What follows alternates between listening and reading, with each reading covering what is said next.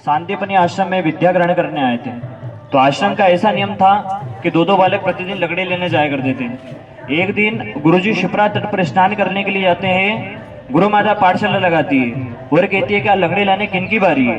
तो सभी शिष्य कहते हैं कि गुरुदेव के आज्ञा के कारण हम सभी जंगल में जाकर लकड़ी लेकर आ चुके हैं, लेकिन जो कृष्ण सुदामा है वो अभी तक जंगल में नहीं गए। गुरुजी उन्हें नहीं भेजते थे क्योंकि गुरुजी को पता था कि ये स्वयं नारायण है, विष्णु के अवतार है, इन्हें जहां भी लगा वहां लीला करने लग जाएंगे, इस कारण उन्हें नहीं भेजते थे।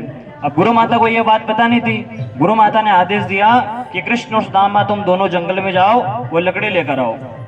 वहां से चलते समय गुरु माता ने 2 मुट्ठी चावल दिए, चने दिए थे सुदामा जी के हाथों में कि जहां पर भी आपको भूख लगे वहां पर पावन कर लेना। अब अवंतिका नगरी में एक बुढ़िया माई रहा करती थी जो 5 घर से भिक्षावृत्ति करके अपना भरण पोषण करती थी।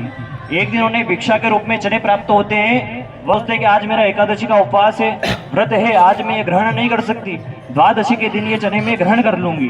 तो चोर उसी दिन उनके घर में घुसते हैं और जो चने की पोटली रहती है वो चुराकर शांतिपनी आश्रम में छोड़ देते हैं। अब सुदामा जी महाराज ब्रह्म ज्ञानी थे, ब्रह्म को जानने वाले थे कि कृष्ण से सका कश्चित ब्रह्मणो ब्रह्मवित्तमा वृत्तेन्द्रियार्थेषु प्रसादात्मा जितेंद्रिय। सुदामा जी महाराज ब्राह्मणों के ब्राह्मण थे, ब्रह्म ज्ञानी थे, ब्रह्म को जानने वाले थे। सुदामा जी महाराज ने सोचा ये चने अगर कृष्ण ने खा लिए तो जगत के पालन करता निर्धन हो जाएंगे, तो सृष्टि का क्या होगा। इसलिए भगवान ने मित्रता निभाने के नाते कृष्ण भगवान के ऊपर आ रही दरिद्रता भी अपने ऊपर ले लेते हैं। वहां से चलते चलते भगवान यहाँ पर आते हैं। यहाँ से 1 किलोमीटर दूर उत्तर दिशा की ओर स्वर्णगिरी पर्वत स्थित है, जो एक वर्ष में पल भर के लिए स्वर्ण का होता है, सोने का बनता है। भगवान वहां से लकड़ी इकट्ठी करते हैं, यहाँ पर आते हैं। यहाँ पर आने के बाद में भगवान रात्रि में विश्राम यहीं पर करते हैं। कृष्ण भगवान जो लकड़ी का गट्ठा लेकर आए थे वो इस तरफ रखते हैं, सुदामा जी महाराज इस तरफ रख देते हैं। कृष्ण भगवान के इसमें 4 प्रकार की लकड़ी है, कंथार है, चमेली है, काकड़बेल है, करौंद है।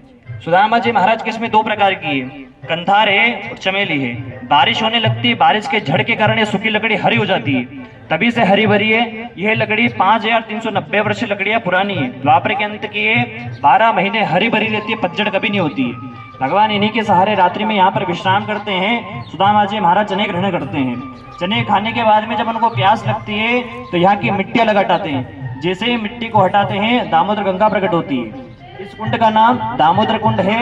उज्जैन शांतिपनी आश्रम में गोमती कुंड है। भगवान श्री कृष्ण ने ऐसे 2 ही कुंड खोदे हैं, एक उज्जैन शांतिपनी आश्रम में गोमती कुंड और नारायण धाम में दामोदर कुंड। भगवान हाथ मुंह धोते हैं, जलपान करते हैं। अगले दिन गुरुजी पाठशाला लगाते हैं, उनको 2 शिष्य नजर नहीं आते। गुरुजी कहते हैं कि कृष्ण सुदामा कहाँ है। तब सभी शिष्य कहते हैं कि गुरु माता के आज्ञा के कारण कृष्ण सुदामा जंगल में लकड़ी लेने गए हैं, लेकिन अभी तक लौटे नहीं है।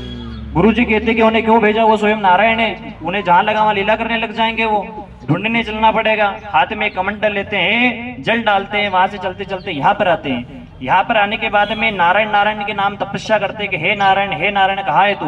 भगवान उन्हीं को यहीं पर मिलते हैं, उनके चरण पकड़ते हैं, हाथ मुंह धुलवाते हैं, यहाँ से विदे करके शांतिपनी आश्रम को ले जाते हैं। भगवान 64 दिन तक 64 कला सीखते हैं। सुदामापुरी जाते हैं, कृष्ण भगवान द्वारिका जाते हैं। ये यहाँ का इतिहास है। बोलो कृष्णदामा भगवान की।